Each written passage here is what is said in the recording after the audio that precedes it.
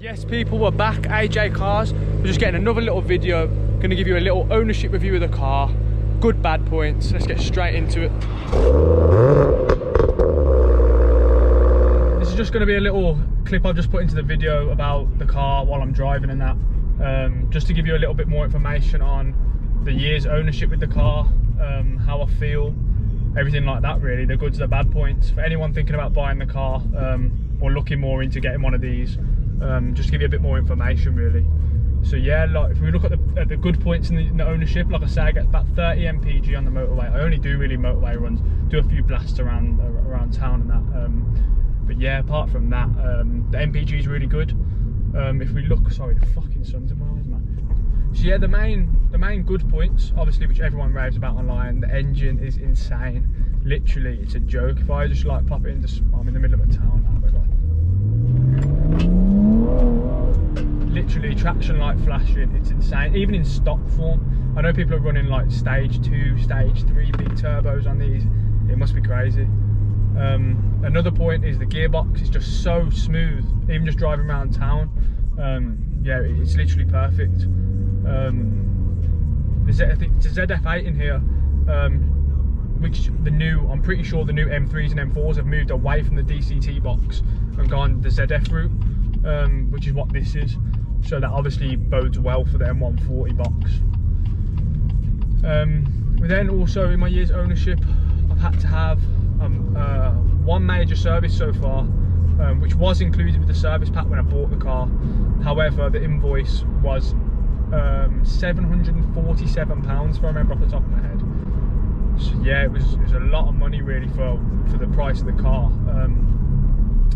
So yeah, it's something definitely to keep in mind. If you're going to get one of these, try and get the services included. Check the service history for defo on the iDrive, and if there's a major service coming up, make sure you try and get that included. Minor services, if you go into that, and by the way, that was direct from BMW, so obviously it was a service pack, but minor services are around your 400 mark, 350, 380, 400 from BMW. Independents, you're talking 150, 200 for a minor, 400 probably for a major, which is just, yeah, it's just insane really when you think about it. Tyres, I haven't had to buy a set of tyres since I've had the car the whole year. They are getting low now, so I probably will after the summer. Still got the standard Super Sports on. They're extremely good in the dry, as I've mentioned before in previous videos. However, in the wet, they are pretty shit. It's a little bit damp today, to be fair. It's been raining quite a lot. And yeah, it just breaks traction. Even if I just put my foot down in comfort, the traction light would flash and spin. Moving on from that, I heard people say that they think these cars are like quite sketchy and dangerous almost. Fuck, I've gone the wrong way. But I really don't think that they are. Like, you can push this car pretty hard and it reacts well. It's absolutely fine. It does, as you start to push on, you go, you know, your 7/10, your 8/10 and upwards, you do start to feel that floaty back end. And it feels a little bit disconnected to the road. Then there's also the dampers issue, which a lot of people talk about. The main issue of, you know, you feel everything in the road. The ride is far too harsh. This doesn't have adaptive suspension, it's got passive, so it's in between sports and comfort really. However, the dampers are still pretty shot. You can do a lot, you can do loads of things to rectify this. B8 dampers are the main choice. You can go coilovers, but like I say, B8 dampers, they're about £600-700 fitted, and they apparently totally transform the car, along with LSDs, bushes, M4 lower control arms, tension struts. You know, the list goes on and on, which can really turn this car into a bit of a handling beast.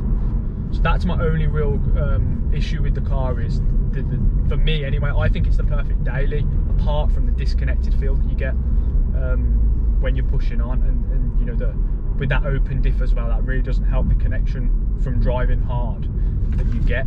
You just feel a bit floaty at the rear end under load, and especially when you're, like I say, when you're pushing on. If you're going, obviously only on the autobahn, if you're going like a ton over 100, then you really, like, that's when it becomes noticeable massively. So yeah, the exhaust, you can probably hear, it's a BCS catback. It also adds to the, I got that fitted in October, it totally adds to the drama, man. And it just, the car sounds good anyway, but this noise is just,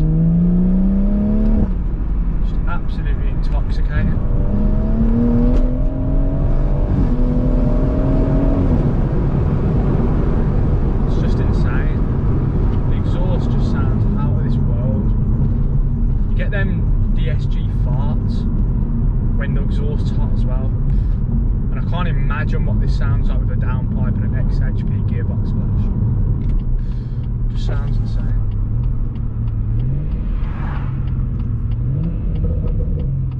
It's just a joke. But yeah, in the year's ownership, I think I fill up about once a week.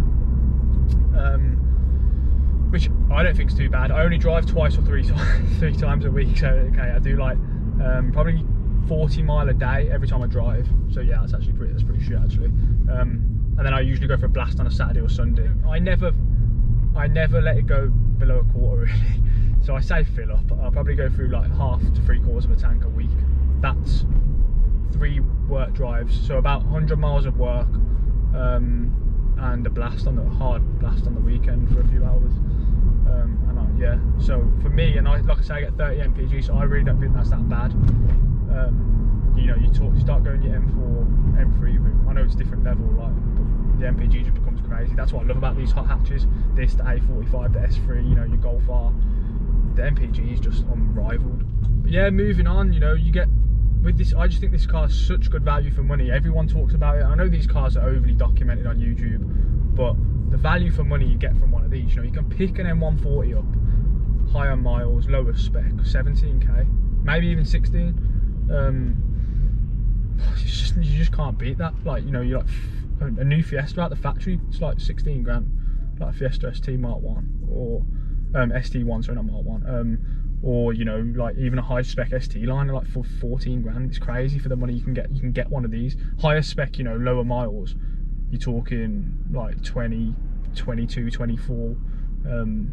This is non-PPF model, which is exactly what I wanted because I didn't want the OPF PPF thing in my car, just because it ruins the sound. But yeah, like I say, for the price, you cannot beat these cars. So yeah, guys, that's pretty much. I'm going to wrap it up. I can't really think of much else. Like I say, I commute to work and back a few times a week. The MPG is really good. It's rear wheel drive. You can have some fun. I think literally just for the future, I'm going to look at getting an LSD, do a few suspension handling mods, and of course, I'm going to push bigger power.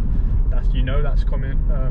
Although it's been documented a lot, I don't think people ever get bored of seeing these cars, man. So yeah, like I say, I hope you've enjoyed this. If you want any more information or anything, let me know, and catch you in another video, guys.